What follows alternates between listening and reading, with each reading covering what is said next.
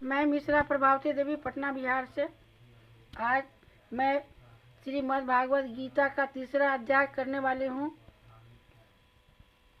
तीसरा अध्याय कामनाओं के अनुसार विभिन्न देवताओं की उपासना तथा भागवत भक्ति के प्राधान्य का निरूपण बढ़ते क्रम में।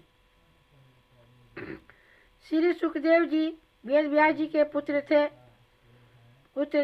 श्री सुखदेव जी ने कहा, परीक्षित वो था, अर्जुन का पोता था परीक्षित, तुमने मुझसे जो पूछा था कि मरते समय बुद्धिमान मनुष्य को क्या करना चाहिए, उसका उत्तर मैंने तुम्हें दे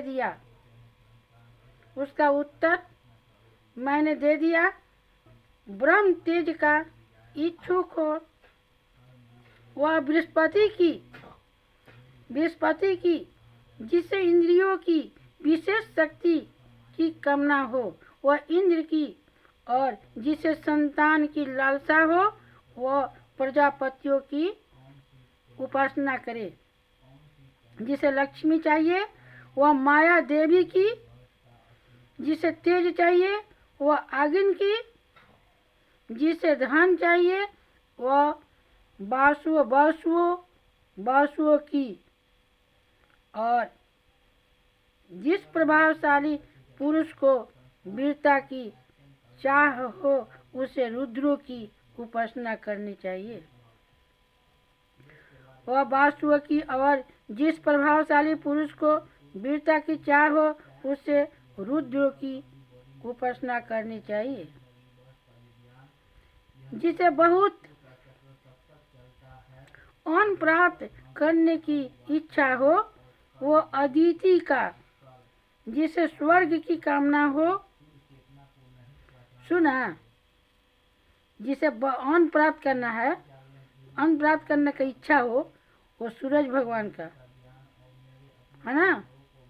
जिसे स्वर्ग की कामना हो, वह अनुकूल बनाने की इच्छा रखता हो, उसे साध्य देवताओं का आराधना करना चाहिए। आयु